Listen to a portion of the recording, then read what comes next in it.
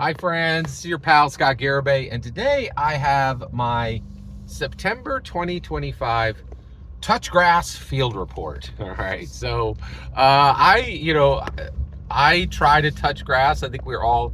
This is an interesting. It's an interesting saying. I think it's bandied about a little bit too much. But I understand the sentiment, right? And so it means it's been this way of saying quickly get out, right? Like stop doing your internet stuffs. So this is my September 2025 Touch Grass report. Okay, here we go. So I was out and about, and you hear a lot from different. You hear different trends in America. Men are in trouble, right? Parenting is going awry. Not many good parents anymore. All these trends, right? Boys are in trouble, right? All these kind of things. And I was kind of very pleased that I got to see just very quickly that this is not, there are certainly powerful exceptions to this, right? Right in our own backyard, right? So this was in my local area. And so I stopped at a park. Okay. Now, why did I stop at a park? Well, first of all, my touch grass activity is primarily bicycle riding. But 2026 has been a rough year for that. There's been something in particular that kind of kept me off the gears, and it's been rough. And so it's just kind of a rough year for exercise, and which is unfortunate. And what the wild part is, I exercised less in 2026 than in 2025 than any other year, and lost 40 pounds. Like, what? It's been an interesting year, right? And people are just like, what are you doing? And I'm like, I just kind of shake my head. But so I'm out and about, and I go to this park. And what was I doing in the park? I had just bought comics from one of my local friendly local comic shops, and next to that friendly local comic shop, there's a place that sells donuts and barbecue. I'm not kidding. So I had a donut and a big old slice of candied bacon, and I stopped at this park to eat it, right? While it was still hot. And also, why didn't I just stay in the place? That's another thing. Boy, oh boy, I walked down to the place for $7 with one slice of candied bacon and one donut, right? And if I had stayed, I would have sat down. It would have been $5-10 for a tip, been a whole thing. I'd have to get a drink, whatever. So I'm end up eating in this park. So I'm eating in the park, reading a comic book. And this person then this father comes over, and he's got two boys, right? And they're running around in the park. And I think they were about 6 and 8 brothers, right? And the older brother's got a stick, and he's going on these low trees, and he's hitting the trees, and the leaves are just raining down on him. He's just really enjoying this, right?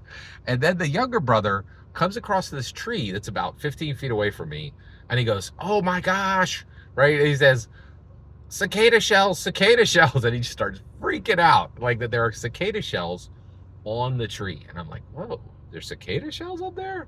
And so he and his dad pick these cicadas. His dad, he's like, get him, dad. So because he's short, right? And these things are kind of high up. So his dad picks these cicada shells, picks them up off the tree, and then puts them down on this table that's close to another table.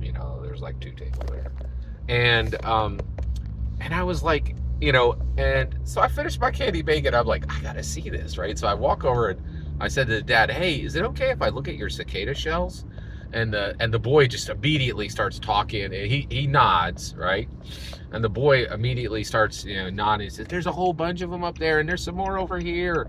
And these are all dead. And he was right. They were like desiccated. They were super desiccated, it was really fascinating.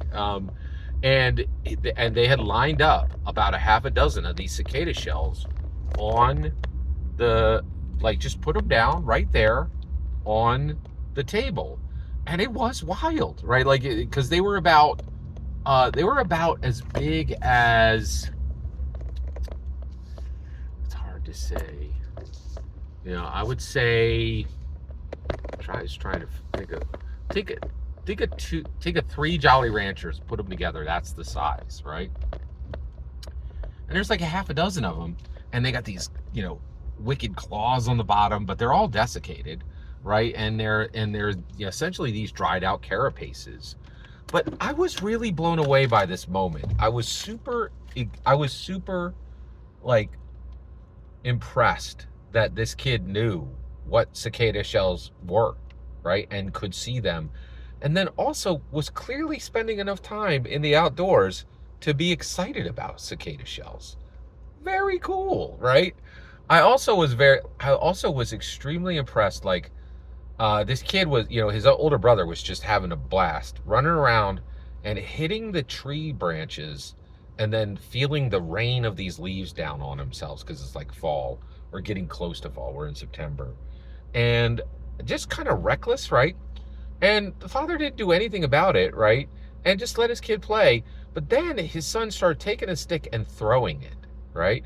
And he immediately was like, don't throw the stick. You don't have enough control of where it's going. And I was like, I was super impressed, you know, with these two boys out and about doing their thing, learning about nature, learning from their dad, listening to their dad, but also their dad giving them enough freedom to, you know, kind of, you know, be boys. You know, we do have a lot of problems in America, but there are people who are bucking the trend, right? And I was just very impressed. Like, I had never seen a cicada shell before. I didn't even know what a cicada shell looked like. This like 6-year-old knew immediately, recognized cicada shells on a natural tree. Extremely impressive. That is my Touch Grass September 2025 report. Every single word you just heard in this video is my humble opinion.